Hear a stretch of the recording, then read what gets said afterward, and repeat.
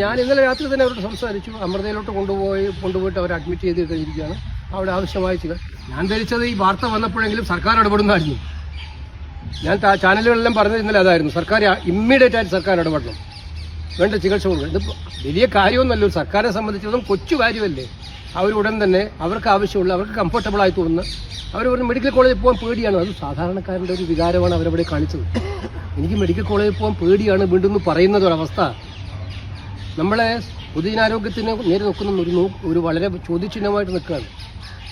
അപ്പോൾ അവരിത് പറയുമ്പോൾ അവർക്ക് കംഫർട്ടബിളായ ആശുപത്രിയിൽ കൊണ്ടുപോയിട്ട് അഡ്മിറ്റ് ചെയ്തതിന് പകരം അവിടെ വരട്ടെ ലാഘവത്തോടെ. അടുത്ത തിങ്കളാഴ്ച വരാനാണ് പറഞ്ഞത് ആശുപത്രിയിൽ. അപ്പോൾ ഞാൻ പിന്നെ അതിനാവശ്യമായിട്ടുള്ള ചികിത്സാ സൗകര്യം ഒരുക്കുന്നതിന് വേണ്ടി എല്ലാ നടപടി സ്വീകരിക്കുകയായിരുന്നു ചെയ്തത്. മന്ത്രി എന്ന നിലയ്ക്ക് വീണ ജോർജ് തുടർച്ചയായി ഈ ഇഷ്യൂ ഉണ്ടെന്ന് കോഴിക്കോട്, അതേപോലെ തന്നെ തിരുവനന്തപുരത്ത് ചികിത്സാപ്പലുകൊണ്ട് നവദാശ മന്ത്രി മന്ത്രി എന്ന നിലയ്ക്ക് യാതൊരു ഉത്തരവാദിത്വം ഇല്ലാതെ കുറച്ച് സമിതികളെ മാത്രം വെച്ചുകൊണ്ട് മാറി നടക്കും. ആലപ്പുഴ മെഡിക്കൽ കോളേജിൻ്റെ കാര്യം എനിക്ക് കൃത്യമായിട്ട് അറിയാം. ചുരുങ്ങിയത് ഈ കഴിഞ്ഞ ഒരു 4-5 കൊല്ലത്തിനിടയിൽ ഒരു 6-7 സമിതികളെ വെച്ചിട്ടുണ്ട്. ഈ സമിതികളിൽ അവസാനം ഒരു കുറ്റക്കാരെയും കണ്ടെത്താതെ എല്ലാവരെയും പൊതിഞ്ഞു വെച്ച് സംരക്ഷിക്കുന്ന റിപ്പോർട്ട് കൊടുക്കും. അപ്പോഴേക്ക് ഈ കാര്യം മറന്നുപോകും ജനം. അല്ലാണ്ട് ഏത് സമിതിയുടെ അടിസ്ഥാനത്തിൽ ഏത് ആക്ഷൻ എടുത്തിട്ടുണ്ട് ഗവൺമെൻറ് ഒന്ന് പറയട്ടെ. ഒന്നും എടുത്തിട്ടില്ല.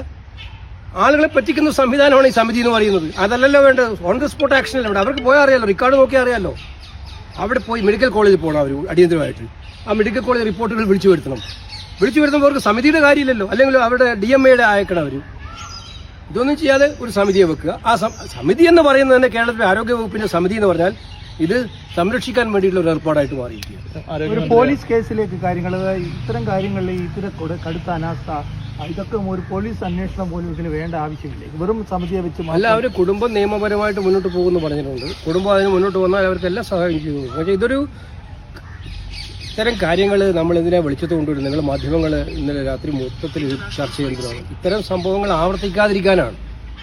അപ്പോൾ ആവർത്തിക്കാതിരിക്കാൻ വേണ്ടിയിട്ടുള്ള നടപടി സർക്കാരിൻ്റെ ഭാഗത്തുനിന്നുണ്ടാവുമെന്ന് നമ്മൾ പ്രതീക്ഷിക്കുന്നു. അതുണ്ടാവുന്നില്ലെങ്കിൽ പിന്നെ നിയമപരമായി മുന്നോട്ട് പോകും. അതന്നെ.